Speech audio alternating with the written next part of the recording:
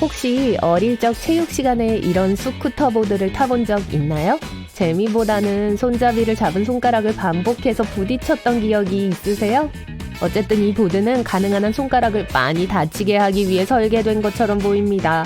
하지만 우리 모두가 옆면에 있는 손잡이의 실제 사용법을 잘못 알고 있었다는 게 밝혀졌어요.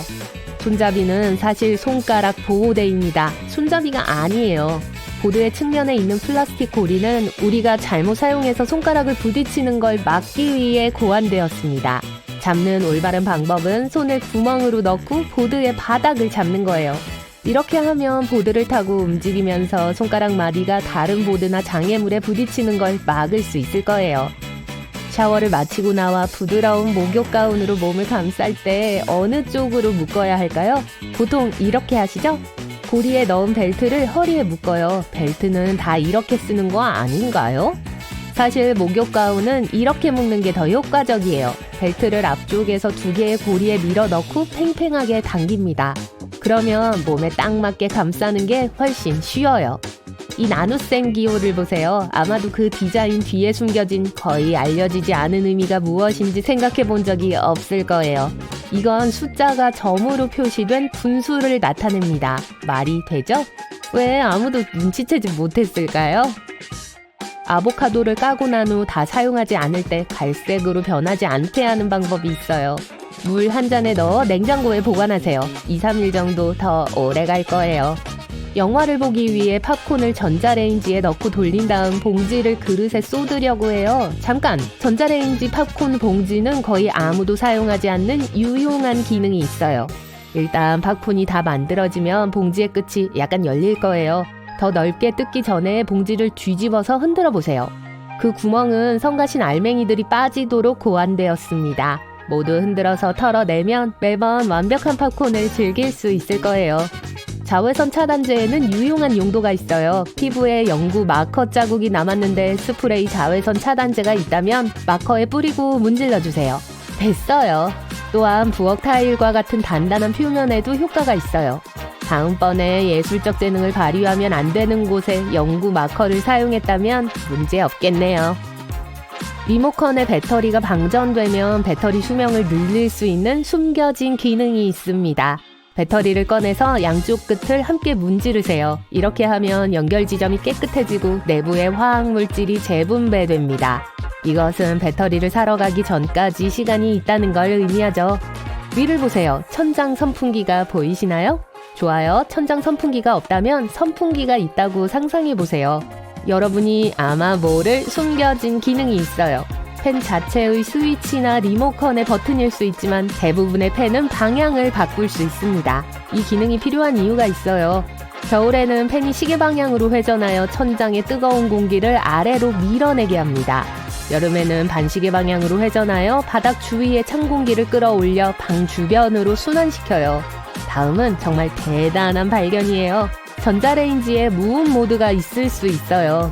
그래요. 새벽 3시에 타이머가 울리기 1초 전에 누르기 위해 손가락을 정지 버튼 위에 두고 간식을 데워 먹는 스트레스가 훨씬 덜할 수 있었어요. 브랜드에 따라 다르지만 0 또는 1 버튼을 길게 누르면 무음 모드를 활성화할 수 있습니다. 이제 언제든지 마음껏 전자레인지를 돌릴 수 있어요. 보잉 하는 소리를 내는 베이스보드의 스프링식 도어 스톱은 단순한 도어 스톱이 아닙니다. 도어 홀더이기도 해요. 스프링을 문 아래로 내리고 문을 열면 스프링이 문 바닥에 걸려서 문을 잡아줍니다. 우리 모두 그걸 몰랐어요. 아마 운동화를 여태 잘못 신었는지도 모른다는 거 아세요? 신발끈이 끝나는 꼭대기에 힐락이라고 불리는 작은 구멍이 있어요. 이것의 용도를 추측할 수 있으시겠어요? 네, 발 뒤꿈치를 고정시키는 거예요. 그러면 물집이 생기거나 양말이 아래로 미끄러지지 않아요. 그건 정말 귀찮아요. 사용 방법은 각각의 신발끈을 힐락 구멍에 끼워서 작은 고리를 만드는 거예요. 그러고 나서 반대쪽 신발끈을 그 고리로 통과시켜요. 그리고 평소처럼 끈을 꽉 묶어요. 이제 발 뒤꿈치는 안전해요. 신발끈 얘기가 나와서 말인데 어쩌다가 매듭을 너무 잘 묶어서 아무리 힘을 써도 그걸 풀 수 없다면 도움이 될 수 있는 흔한 베이킹 재료가 있어요. 네, 맞아요. 베이킹 재료요. 옥수수 전분은 국물을 진하게 하거나 뭉친 매듭을 풀 수 있게 해줍니다. 정말 다용도죠? 매듭에 전분을 골고루 뿌려주고 풀면 쉽게 미끄러져요. 목걸이, 밧줄, 실 등에 사용할 수 있습니다. 안타깝지만 뭉친 근육에는 효과가 없어요. 한번 해보세요. 친구의 손이 얼마나 작은지 생각하지 않고 친구 반지를 끼워봤는데 빠지질 않아요.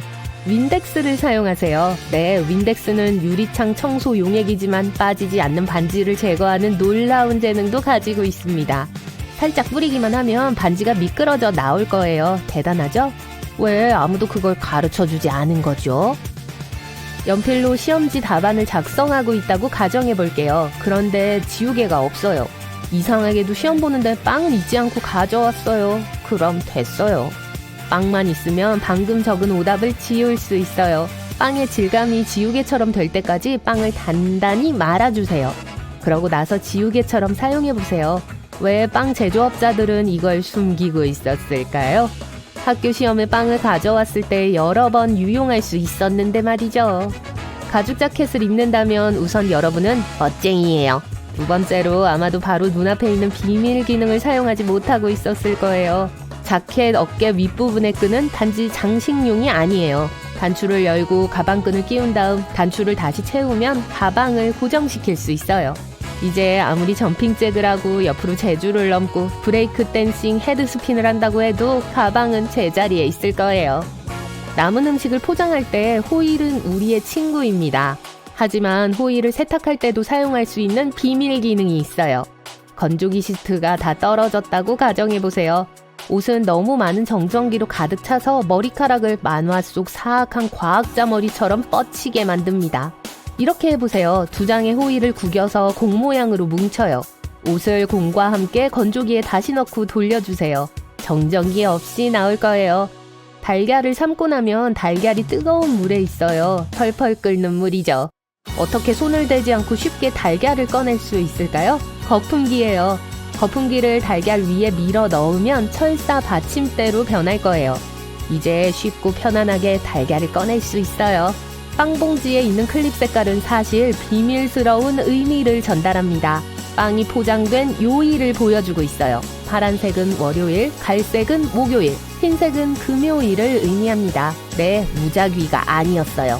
대부분의 빵 브랜드들은 이 많은 클립을 공급하는 한 회사를 이용하기 때문에 같은 시스템을 따릅니다. 그래서 완벽한 빵을 고를 때 클립 색깔로 신선도를 가늠할 수 있어요. 최초의 로고는 고대 가보로 거슬러 올라갈 수 있어요. 중세시대의 술집과 상점의 주인들은 자신들이 하는 일을 나타내고 자신들의 사업 분야에서 다른 사람들과 구별되기 위해 다양한 상징들을 사용하기 시작했습니다. 하지만 브랜드에게 임팩트 있는 로고를 갖는 것이 왜 그렇게 중요할까요? 첫인상이 중요하기 때문입니다. 심지어 사업에서도 그래요.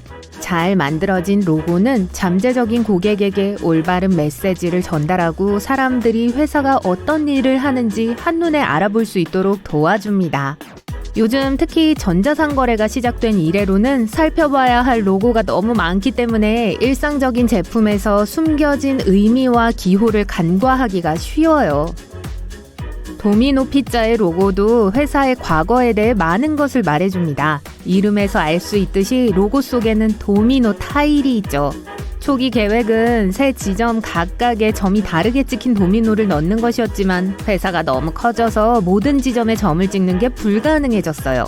그래서 현재 우리가 보는 3개의 점들은 고객들에게 이 피자 체인의 초기 위치 3개를 보여주고 있습니다. 비트 로고에서 가장 먼저 떠오르는 것은 문자 B입니다. 동의하시죠? 하지만 여기에는 숨겨진 의미도 있습니다. 빨간색 원은 실제로 사람의 머리를 나타내고 흰색 글자 B는 헤드폰을 나타냅니다. 고객 중심의 또 다른 로고는 LG의 로고입니다.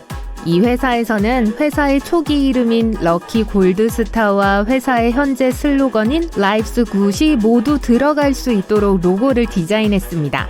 이 로고를 자세히 보면 L과 G뿐만 아니라 웃는 얼굴도 보여요.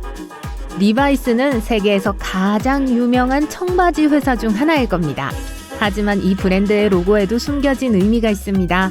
리바이스 로고는 이 회사에서 생산하는 모든 청바지에 들어가 있는 주머니 모양을 디자인에 반영한 것입니다. 페덱스의 로고 또한 매우 멋져요. 언뜻 보면 페드와 X라는 단어가 대조적인 보라색과 주황색 두 가지 색으로 함께 쓰여 있는 것처럼 보일 거예요. 하지만 글자 E와 X 사이를 자세히 들여다보면 뚫린 공간이 오른쪽을 가리키는 화살표 모양이라는 것을 알 수 있을 거예요. 이 화살표는 움직임과 민첩성을 상징합니다. 유니레버 그룹은 전 세계에 400개가 넘는 엄청난 수의 브랜드를 보유하고 있습니다. U자 모양의 로고가 꽃, 숟가락, 새와 같이 다양한 상징들로 구성되어 있다는 건 놀라운 일이 아닐 거예요. 이 로고는 음식과 다과에서부터 스킨케어, 뷰티 제품에 이르기까지 이 회사에서 얼마나 많은 것을 만드는지 보여주기 위해 만들어진 것입니다. 내셔널 브로드캐스팅 컴퍼니, 미국의 유명한 방송국 MBC 역시 매우 근사한 로고를 가지고 있습니다. 아주 컬러풀하고 밝고 화려하죠. 이유가 뭘까요? 이 방송국은 컬러 텔레비전이 탄력을 받기 시작했던 때와 거의 동시에 탄생했거든요. 새 모양의 MBC 로고는 이 방송국 초기의 6부서를 나타내고 있어요. 그리고 다양한 색깔은 또한 고객들에게 MBC가 자신들의 프로그램에 대해 공작새처럼 자랑스러워 한다는 것을 상기시켜주는 역할을 하기도 합니다. 에버노트의 로고는 브랜드의 전반적인 목적을 명확하게 보여주는 또 다른 디자인입니다. 사용된 글꼴은 비교적 단순하지만 에버노트라는 단어의 왼쪽에는 코끼리가 그려져 있어요. 코끼리는 기억력 좋기로 아주 잘 알려져 있죠. 그리고 귀의 모양은 포스트잇처럼 둥글게 접혀 있어요. 정리와 노트 필기를 위해 만들어진 앱에 딱 맞는 디자인 아닌가요? 시스코 로고에도 작은 비밀이 하나 숨겨져 있습니다. 글씨체는 매우 미니멀하지만 위의 선들은 샌프란시스코의 금문교를 묘사하고 있습니다. 이 회사의 첫 번째 CEO인 존 모그리지는 이 로고가 미래를 향해 나아가고 두 세계를 연결해준다는 걸 보여주는 훌륭한 아이디어라고 생각했습니다. 요즘 아마존 로고는 어디에서나 볼 수 있죠. 하지만 대부분의 사람들이 놓칠 수 있는 작은 디테일이 있습니다. 글자 A와 G를 연결하는 미소 모양의 화살표는 아마존이 A에서 G까지 모든 제품을 다 가지고 있다는 것을 나타내고 있어요. 아우디는 자신들의 역사를 보여주고 싶어하는 브랜드 중 하나입니다. 이 회사의 로고 속 얽혀있는 4개의 단순한 원은 초기에 이 대기업의 일부였던 DKW, 허쉬, 완더러, 아우디 4개의 회사를 떠올리게 합니다. 베스킨라빈스 로고에도 사연이 있습니다. B와 R 사이 로고의 가운데를 보면 31이라는 숫자가 보입니다. 왜 그런 걸까요? 이 브랜드에는 독창적인 맛의 아이스크림이 31가지나 있기 때문이에요. 전 거의 다 먹어본 것 같네요. 많은 기업들은 로고에서 약간 빈티지한 느낌이 나는 걸 좋아합니다. 피카사도 그중 하나예요. 디지털 카메라 이전 완벽한 사진을 터치 한 번으로 찍기 전에 아날로그 카메라에는 셔터라는 작은 장치가 있었어요. 셔터가 열리면 빛이 통과해서 필름을 노출시키고 사진을 만드는 장치였죠. 피카사의 로고는 빨간색, 파란색, 녹색, 보라색, 주황색이 멋지게 입혀진 셔터 모양을 하고 있습니다. 세븐일레븐의 로고는 멋진 반전을 숨기고 있습니다. 지금까지 여러분의 눈에 띄지 않았을지도 몰라요. 단어 끝에 있는 N은 모두 대문자인 나머지 글자들과 달리 소문자로 쓰여져 있습니다. 1960년대 이 회사 사장의 부인이 회사 로고가 좀 더 부드러워 보이길 바랬다고 해요. 대문자 글자는 너무 딱딱할 것이라고 생각했죠. 그리고 로고의 전체적인 모습을 좀 더 유연해 보이게 하고 싶었다고 해요. 그래서 그래픽 디자이너가 단어 끝에 있는 N을 소문자로 바꿔 해결책을 찾았습니다. 그래서 제 추측으로는 발음할 때 소문자 N을 길게 끌어야 할 것 같아요. 세븐일레븐처럼요. 아닌가? 초콜릿을 좋아하신다면 토블론을 알고 있을 겁니다. 만약 여러분도 그러시다면 토블론의 로고에 있는 복잡한 디테일들을 알아차리신 적 있으신가요? 이 회사가 설립된 스위스의 베른은 곰의 도시라고도 불립니다. 이곳을 방문하면 도시의 문장부터 쓰레기통에 이르기까지 곳곳에서 곰을 발견할 수 있을 거예요. 토블론 초콜릿은 산처럼 생겼기 때문에 로고에는 산도 있어요. 하지만 뚫린 공간 안에는 곰도 숨겨져 있죠. 칙필레의 로고는 이미지를 핵심적으로 보여주는 로고 중 하나입니다. 물론 C는 치킨을 의미합니다. 하지만 자세히 보면 닭 모양도 있어요. 뚫린 공간을 창의적으로 사용한 또 다른 좋은 예는 포뮬러 1의 로고입니다.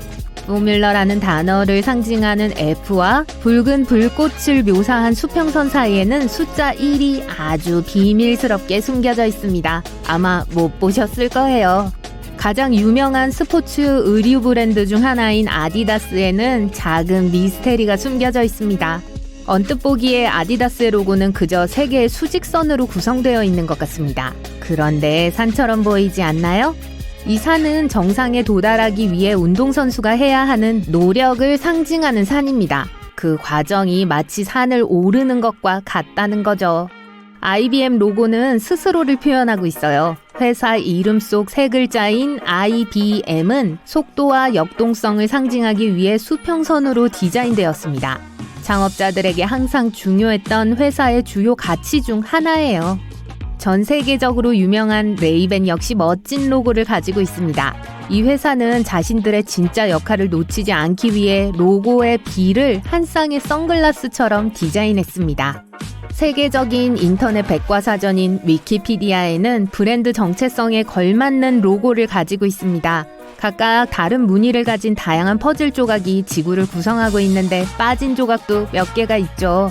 이 로고는 회사의 사명에 대한 이야기를 말 한마디 없이 잘 설명하고 있습니다. 훌륭한 스토리텔링이지 않나요? 서브웨이는 로고와 이름의 조합이 멋진 브랜드 중 하나입니다. 언제든지 맛있는 식사를 할 수 있다는 것을 상징하기 위해 S와 Y 끝에 나 있는 화살표는 지하철역에서 볼 수 있는 길처럼 보이게 만들었습니다. 허쉬 키세스 로고에 있는 초콜릿 2조각은 놓칠 수가 없을 거예요. 하지만 자세히 보시면 세 번째 초콜릿도 숨겨져 있어요. 아직 못 찾으셨다고요? K와 I 사이에 숨겨져 있습니다. 만약 여러분이 집을 다시 장식하거나 결혼식을 계획해 본 적이 있다면 아마도 핀터레스트로 아이디어를 저장하고 공유해 본 적이 있으실 거예요. 핀터레스트 로고는 빨간색 원에 P가 들어있는 것처럼 보입니다. 하지만 다시 한번 보세요. 이 P는 압정처럼 생겼답니다.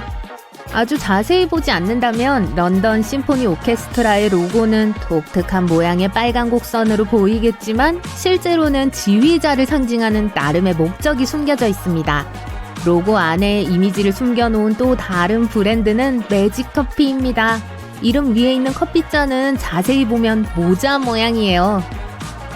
이제 뭘 좀 먹어야겠네요. 호텔의 별 등급은 국가마다 다르기 때문에 항상 신뢰할 수 있는 것은 아닙니다. 예를 들어 이탈리아에서는 24시간 리셉션 창구가 있고 세계 국어를 할 수 있는 직원이 있으면 별 5개 호텔이 될 수 있어요. 별 숫자 대신 등급이나 리뷰를 보세요. 또한 예약을 늦게 하면 가장 저렴하게 예약할 수 있습니다. 숙박이 급하지 않다면 숙박 당일 객실을 예약해보세요. 호텔이 꽉 차지 않으면 할인을 받을 수 있습니다. 호텔 매니저는 마지막 순간에 객실을 채우기 위해서 객실 요금을 인하할 수 있어요. 또한 일반적으로 호텔에 직접 예약하는 것이 더 좋습니다. 타사 웹사이트에는 종종 더 나쁜 객실이나 남아있는 객실을 제공하곤 합니다. 호텔에 직접 예약하면 할인 혜택을 얻을 가능성이 높아요. 타사 사이트에서는 수수료를 청구하기 때문이에요. 체크인 데스크에 도착하면 호텔 직원이 이미 여러분을 알아볼 수도 있어요. 많은 호텔들, 특히 고급 호텔은 손님의 소셜미디어를 약간 조사할 거예요. 소름 끼치게 느껴지지만 체류를 더 편안하게 하기 위해 여러분이 어떤 사람인지 알아보기 위한 거예요. 만약 객실 열쇠에 마그네틱 선이 있다면 휴대폰이나 지갑 근처에 두지 마세요. 휴대폰에 있는 것과 같은 강한 자석은 키카드를 지울 수 있어서 방에 들어갈 수 없을 수도 있어요. 이제 체크인을 했으니까 객실로 가볼게요. 침실에 있을 때와 화장실에 있을 때 그들이 여러분을 감시합니다. 아니요, 여러분의 3살짜리 아이를 말하는 게 아니에요. 휴가 갈 때 묵고 있는 호텔방에 몰래카메라가 사방에 설치되어 있는지를 걱정하지는 않을 거예요. 우선 호텔 방에서 가장 뻔한 곳에 몰래카메라가 있는지 찾아보세요. 일부 전문가들에 따르면 잘 보이는 곳에서 아무것도 찾을 수 없다면 스마트폰만으로도 기본적인 점검을 할 수 있다고 합니다. 모든 카메라에는 렌즈가 있고 모든 렌즈는 빛을 반사합니다. 그래서 몰래카메라를 확인하는 빠른 방법은 방에 있는 모든 커튼을 닫고 불을 끄는 거예요. 휴대폰에 손전등을 사용하여 숨겨진 카메라가 있을 만한 잠재적인 장소나 물체를 가리킵니다. 가장 흔한 곳 중 하나는 천장에 있는 연기 감지기예요. 의자 위에 올라서서 빛을 똑바로 향하게 하고 빨간색이나 파란색 빛이 반사되는지 확인하세요. 빛이 렌즈의 정확한 각도로 닿아야 반사되는 것을 볼 수 있기 때문에 천천히 해야 합니다. 심지어 방에 있는 액자도 몰래카메라의 잠재적인 보금자리가 될 수 있어요. 그 외 램프, 벽이나 옷장 안에 있는 구멍일 수도 있죠. 또 하나의 섬뜩한 장소는 욕실 거울입니다. 이곳은 눈에 잘 띄지 않기 때문에 검사할 때 인내심을 가져야 합니다. 또한 밤에 여러분을 감시하는 카메라를 발견하기 위해 폰 카메라를 사용할 수 있어요. 이 비밀 카메라는 밤에 작동할 수 있도록 인간의 눈이 볼 수 없는 적외선을 방출합니다. 또한 불을 끄고 카메라를 셀카 모드로 설정해야 합니다. 대부분의 스마트폰 후면 카메라에는 적외선 필터가 있지만 전면 카메라에는 없어요. 전면 카메라를 향해 TV 리모컨을 대고 아무 버튼이나 눌러서 확인해 보세요. 화면에 밝은 빨간색 불이 들어오면 작동 중임을 의미합니다. 여러분이 해야 할 일은 주위에 밝은 빛이 있는지 보기 위해 어둠 속에서 카메라를 움직이기만 하면 돼요. 빠뜨린 게 없는지 한 번 더 훑어보는 게 좋을 거예요. 가장 좋은 방법 중 하나는 현재 여러분이 사용하는 와이파이에 연결되어 있는 장치를 보여주는 앱을 다운로드하는 거예요. 스마트폰, 노트북, 스마트 TV, 최악의 경우 몰래카메라가 연결되어 있는지를 보여줍니다. 무선 주파수 스캐너는 자체 와이파이에 연결되어 있더라도 실내에서 무선 카메라를 감지할 수 있어요. 그러나 많은 무선 장치가 전파를 공유하고 있기 때문에 어려울 수 있습니다. 모든 장치와 무선 송신 신호를 끈다고 하더라도 이미 신호를 감지할 수 있어요. 사용할 수 있는 또 하나의 기술은 호텔방에 들어갈 때 와이파이를 끄는 거예요. 대부분의 카메라는 와이파이에 연결되어 있어서 더 이상 작동하지 않을 거예요. 리셉션에서 와이파이가 안 된다고 연락이 온다면 의심할 필요가 있어요. 와이파이가 의도적으로 꺼졌는지의 여부를 호텔에서 알아야 할 이유가 없어요. 카메라가 지역 와이파이에 있다는 뜻일 수도 있어요. 호텔 객실 와이파이에 처음 연결할 때 개인 데이터 공유에 주의하세요. 자, 전반적으로 방이 어떤가요? 마음에 들지 않으면 쉽게 변경 요청을 할 수 있습니다. 다른 빈 방이 있다면 매니저가 기꺼이 도와줄 거예요. 일단 자리를 잡으면 모든 샘플을 확인하기 위해 욕실에 가보고 싶을 거예요. 하지만 여러분이 공짜 샴푸를 얻고 횡재했다고 기뻐하는 순간 그것은 호텔이 원하는 바일 수도 있어요. 그 물건에는 호텔의 로고가 포함되어 있어서 집에 가져가는 건 호텔을 무료로 광고해주는 셈이죠. 하지만 가운과 수건은 달라요. 많은 호텔들이 도난당한 물건을 추적하기 위해 무선 주파수 칩을 추가하고 있어요. 치약은 아마도 호텔 방의 욕실에서 찾을 수 없는 품목 중 하나일 거예요. 저가 호텔의 경우 의료용품으로 분류되어 주문하기에는 너무 비싼 경우가 많아요. 고급 호텔의 경우 그 반대입니다. 종종 호텔 욕실에 구비할 만큼 충분히 고급인 치약 제조사를 찾을 수 없어요.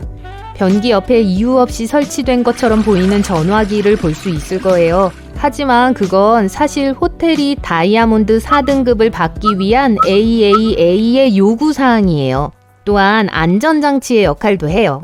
만약 여러분이 젖은 바닥에서 미끄러지거나 어떤 이유로 화장실에 갇힌다면 쉽게 도움을 요청할 수 있습니다. 이제 침대에 누워서 유료 영화를 볼 준비가 됐어요. 하지만 공짜로 보려고 실수로 클릭해서 돈을 낼 필요가 없다고 우기지 마세요. 호텔 프론트 데스크의 직원들은 여러분이 영화를 얼마나 오래 봤는지 실제로 알 수 있어요. 그래서 몇 초 후에 영화를 정지했다면 믿겠지만 끝까지 봤다면 믿지 않을 거예요. 영화 보면서 한잔 하실래요? 미니바 음료의 씨를 꼭 확인하세요. 비양심적인 손님들은 종종 음료를 마시고 물을 채워둡니다. 이렇게 하면 요금이 면제되고 하우스키퍼가 눈치채지 못했다면 요금을 피할 수 있겠죠.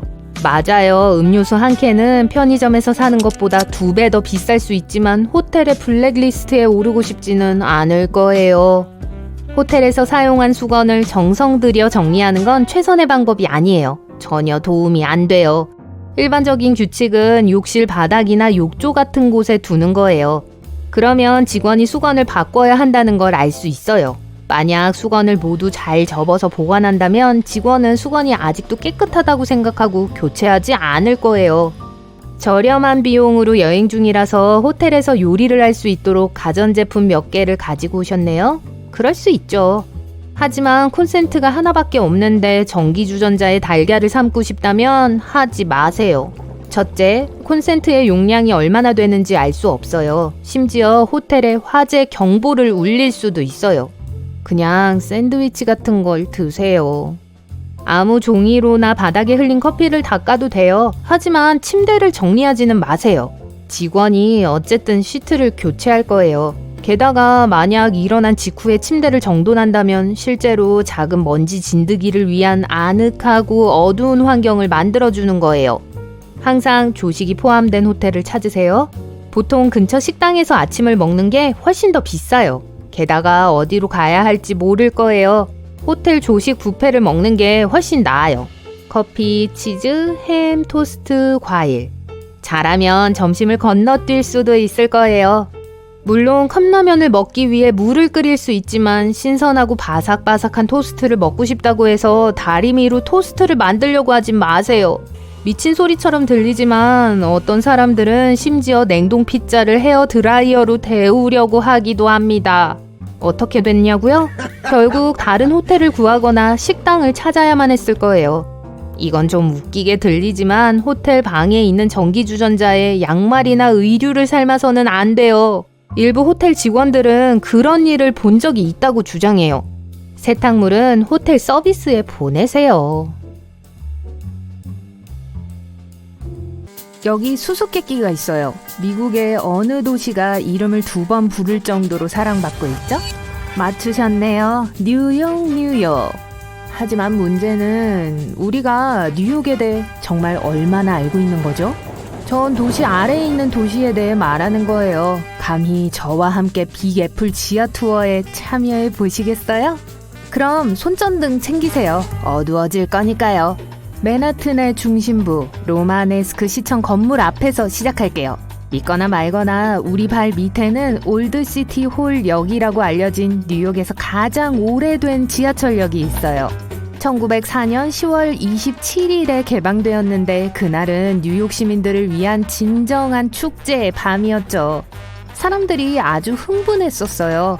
일부는 밤새도록 기차를 타고 왔다 갔다 했어요. 이 이전에 도시 거주자들은 말이 끄는 마차를 타고 돌아다녔어요. 지하철이 이렇게 인기 있던 게 당연하네요. 올드시티역 안으로 들어가면 시간여행을 하는 것처럼 느껴질지도 몰라요. 건축물이 휘황찬란하고 독특해요. 확실히 더 이상 이런 지하철역은 만들지 않죠. 재밌는 사실, 올드시티 홀역은 오늘날 지어졌다면 84억 원이 들었을 거예요. 그 당시에는 수십 개의 황동 샹들리에가 달려 있었어요. 이곳은 마을에서 전기가 통하는 몇 안 되는 곳 중 하나였어요. 그리고 오늘날에도 볼 수 있는 새롭고 다양한 색의 타일로 된 아치와 스테인드 글라스 천장은 말할 것도 없고요. 인상적이죠? 선로를 따라 걸어보기로 했다면 기대해도 좋을 거예요. 지하 뉴욕은 지상 도시만큼 매력적이에요. 하지만 우리는 보통 빅애플이 기능하기 위해 필요한 것의 이면을 당연하게 여기죠. 이 아래에서는 뉴욕의 우편 기송관이 한두 개 보일 거예요. 이 관들은 1800년대에 만들어졌고 1950년대까지 작동했었어요. 이것들은 다른 우체국을 통해 사람들의 우편물을 배포하는 걸 책임졌었죠. 편지들은 시속 56km의 놀라운 속도로 날았어요. 그건 거의 전문 달리기 선수만큼이나 빠른 거예요. 분명 유용한 시스템 같지만 사람들의 편지가 지하 5m 상공을 날아다니는 걸 상상하면 기분이 이상해요. 다시 도로 높이로 와서 화려한 렉싱턴과 파크 에비뉴를 돌아다닐 거예요. 유명한 월도프 아스토리아 5성급 호텔이 보일 거예요. 존 레논과 오노요코를 비롯해 프랭클린 루즈벨트와 같은 대통령들은 물론 다른 많은 유명 인사들이 이곳에 머물렀어요. 그래서 호텔이 사람들을 몰래 안팎으로 들여보낼 비밀 시설을 이용한 거예요. 건물 아래에는 61번 선로로 알려진 터널이 월도프 아스토리아와 그랜드 센트럴역을 연결해요. 이 선로는 70년대 후반에 비활성화되었지만 어떤 사람들은 앤디 워홀이 80년대에 그곳에서 파티를 열었다고 해요. 분명 대단했을 거예요. 우리가 다음 방문할 곳은 시 외곽으로 지하철을 타야 해요. 125번가에서 내려 강변공원의 경치가 좋은 물가에 도착해요. 여기서 오래된 지하철 노선에 버려진 선로를 발견할 거예요. 이 선로를 따라가면 프리덤 터널로 불리는 지하 그래피티 갤러리에 도착하게 될 거예요. 이 터널은 흔히 프리덤으로 알려진 80년대의 그래피티 예술가의 이름을 따서 지어졌어요.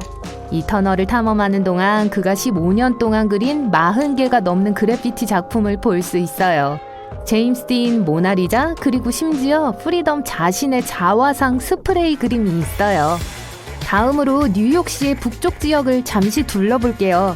반 코틀랜드 공원을 걸으면 주 북부로 하이킹하는 기분이 들 거예요.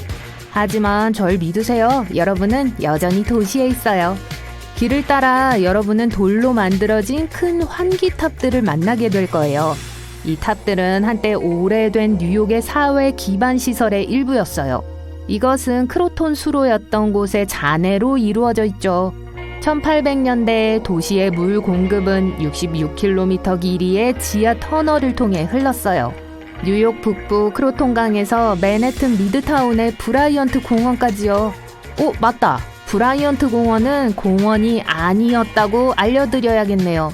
대신 고대 이집트인들이 지었을 것과 거의 비슷하게 생긴 거대한 석조 구조물이 있었어요.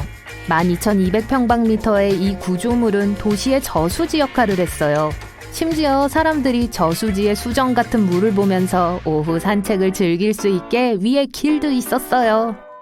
자, 탐험하느라 배고프시죠? 하지만 걱정 마세요. 우리의 다음 방문지에는 맛있는 음식이 포함되어 있어요. 맨해튼을 떠나 브루클린으로 갈게요. 혹시 모르셨을까봐 뉴욕시는 맨해튼, 퀸스, 브롱스, 스태튼 아일랜드, 브루클린 5개의 자치구로 이루어져 있어요. 크라운 하이츠, 우리의 목적지예요. 이 거리 밑에 오래된 치즈로 가득한 동굴이 있다고 하면 믿으시겠어요? 정말 파리 같아요. 그곳에 내려가면 이제는 사무실 공간으로 쓰이는 100년 된 건물을 지나야 해요. 열심히 일하고 있는 모든 사람들에게 손을 흔들어 인사하고 지하 9m 아래로 내려가는 계단으로 가봐요. 여기서는 손전등이 필요 없어요. 동굴은 밝게 개조되었는데 1000kg의 치즈를 보관할 수 있어요. 하지만 냄새는 날 수 있어요. 치즈 제조업자들이 애초에 치즈를 숙성시키기 위해 지하 터널을 사용하기로 결정한 주된 이유죠. 맛있는 치즈를 한두 입 먹고 나서 계속 가봅시다. 브루클린에 있는 동안 맥케런 공원 수영장에서 화창한 날을 즐기는 수많은 현지인들을 볼 수 있을 거예요.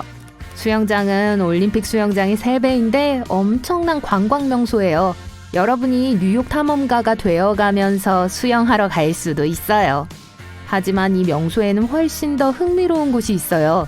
수영장은 1900년대 초에 지어졌지만 50년대에 폐쇄되었어요. 이 기간 동안 도시 탐험가들은 수영장 바로 아래에 있는 지하터널 네트워크를 발견했어요. 그리고 물론 비밀 입구를 찾아서 직접 볼 수 있어요. 거기서 수영장의 여과와 난방 시스템뿐만 아니라 이곳이 버려졌을 때 그려진 그래피티를 많이 볼 수 있어요. 멋지네요.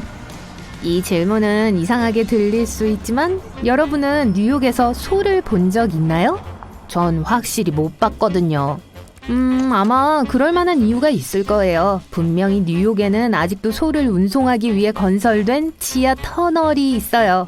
일단 뉴욕이 자동차로 넘쳐나기 시작하자 소들은 교통에 부담이 됐어요. 뉴저지에서 운반된 가축들을 수송하기 위해 12번가 지하에 61m 길이의 소통로가 건설되기까지는 말이죠. 지금이라면 터널이 파괴되었을 가능성이 높아 이곳을 직접 방문할 순 없어요. 하지만 역사학자들은 이것의 존재를 증명하는 청사진을 발견했어요. 목록에 덧붙이자면 고고학자들은 얼마 전에 아주 특이한 화석을 발견했어요. 이제 도시의 땅을 파내는 걸 상상해보세요. 우선 40cm에서 전선층을 발견할 수 있을 거예요. TV 케이블, 전기 그런 것들 말이에요. 더 깊이 파면 5m에서 수도관과 하수관이 보일 거예요. 하지만 그때 뉴욕의 표면 5m 아래에서 발굴자들은 화석화된 난파선을 발견했어요. 이